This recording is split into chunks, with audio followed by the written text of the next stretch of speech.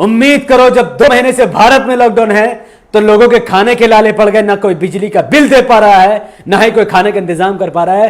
तो 9 महीने से कश्मीरियों की हालत क्या हुई होगी, जिन लोगों ने 9 महीने से ना जॉब किया, ना कुछ किया, ना उनका खाने का ना पीने का इंतजाम, कोई खबर ही नहीं है। इंटरनेट को बंद कर दिया गया, जबकि आज के दौर में इंटरनेट सबसे बड़ा मूलभूत इंसान का अधिकार है, जिससे इंसान की रोजी रोटी जुड़ी हुई है। वो इंटरनेट को 9 महीने से बंद कर दिया गया, 4G को खत्म कर दिया गया। क्या यह जुल्म नहीं है? क्या यह गुलामी करने के कगार पर नहीं है?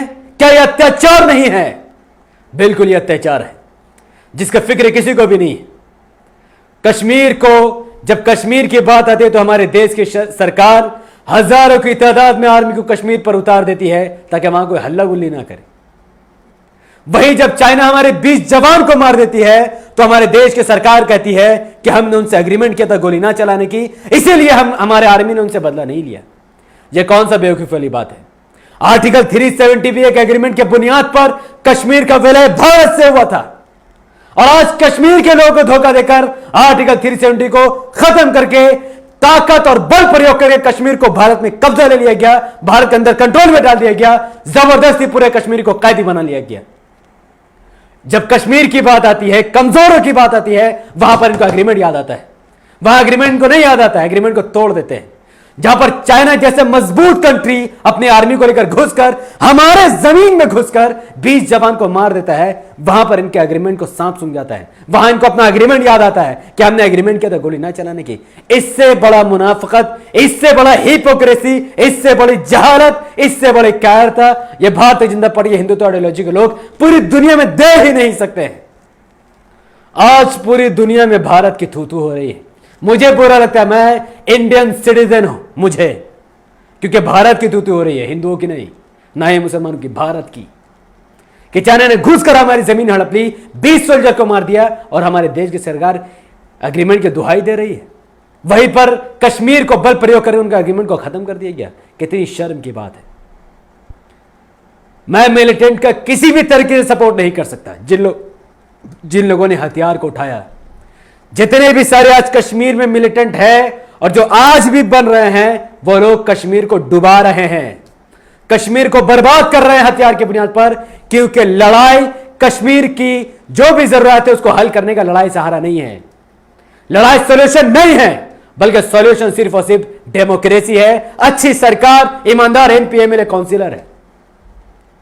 लेकिन एक बात मैं आप सबसे पूछना चाहता हूं कि जब आप कश्मीर की जरूरत को पूरी नहीं करेंगे, उनको जॉब नहीं देंगे, वहां पर शांति की बहाली नहीं करेंगे, वहां का टेररिज्म को खत्म नहीं करेंगे, वहां के लोगों को जो चीज चाहिए उनको नहीं देंगे, और आप जबरदस्ती वहां पर लॉकडाउन कर देंगे, तो कोई भी इंसान या तो नक्सली बनेगा, या तो मिलिटेंट बनेगा, या तो फिर अपना भविष्य को खत्म करके खत्म कर देगा। यही कर सकता है।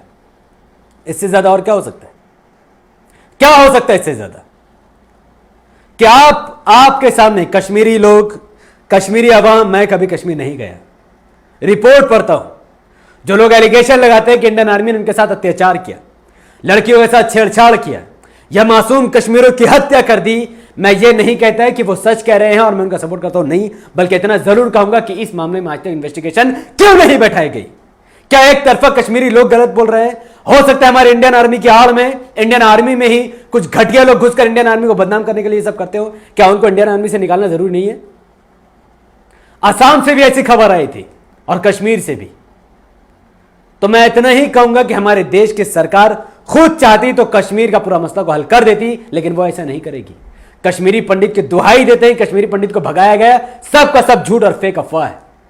एक अफवाह के बुनियाद पर कश्मीरी पंडित ने अपना घर बार छोड़ा, लेकिन आज नरेंद्र मोदी की जब 6 साल से उनकी सरकार है तो कश्मीरी पंडित को वापस क्यों नहीं बचाते वो लोग? आज तो बहुमत से सरकार है बीजेपी की, लेकिन आज इतना 6 साल उन लोगों ने क्यों लिया?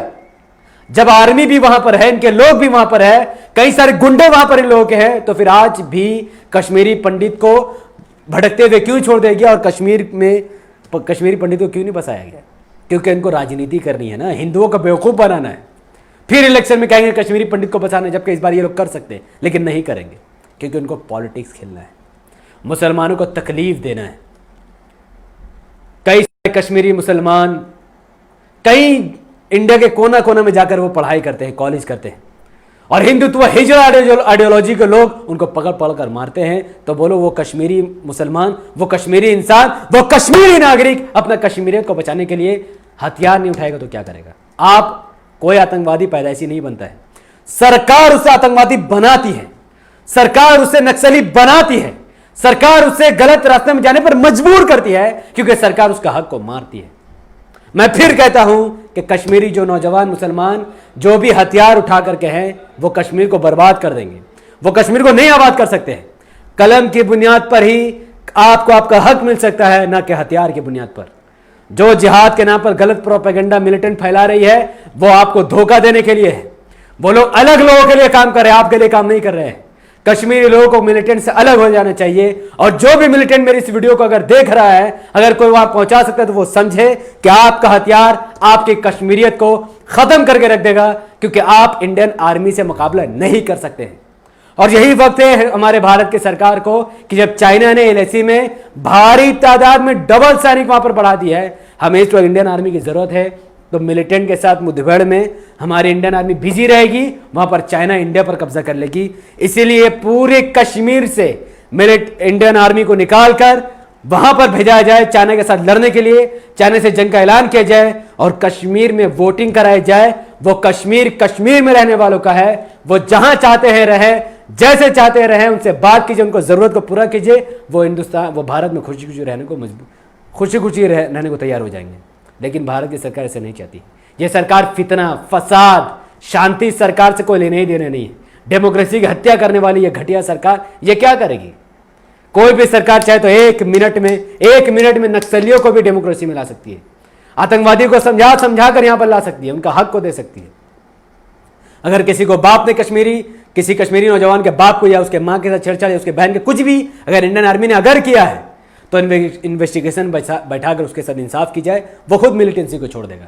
लेकिन हमारी सरकार कभी ये नहीं चाहेगी। मैं नहीं कहता कि इंडियन आर्मी ने ऐसा किया है, लेकिन अगर कोई एलिगेशन लगाता है तो इस पर जांच पड़ताल होनी चाहिए, रिपोर्ट होनी चाहिए, वरना कश्मीरी मुसलमान को किया, वो तो जब से बेचारे इंडिया में आए हैं, जब से उनका प्राइम मिनिस्टर जब से कैद हुआ, तब से वो परेशान से हैं और आगे भी रहेंगे। मैं कश्मीरी मुसलमान से एक ही बात कहता हूं कि आप देश के अगर मुसलमानों से सोच रहे कि इंडिया मुसलमानों के लिए आवाज उठाएगी, कुछ नहीं होने वाला है। यह गुलाम है, गुलाम। कोई कांग्रेस की गुलाम है, कोई टीएमसी की गुलाम है, कोई आरजेडी के गुलाम है, कोई जेडीयू के गुलाम है, और कोई सीपीएम के गुलाम है, कोई दूसरे अन्य पार्टियों के गुलाम है। अगर यही मुसलमान, अगर असदुद्दीन ओवैसी साहब अकेला कश्मीर पर लेकर इतना मुद्दा उठा सकते हैं, तो ये मुसलमान एक साथ होकर अगर एमआईएम को वोट दे दे और एमआईएम के 100 से ज्यादा सांसद अगर संसद में पहुंच जाए, तो सोचो कश्मीर के लिए हम लोग कितना कुछ कर सकते हैं।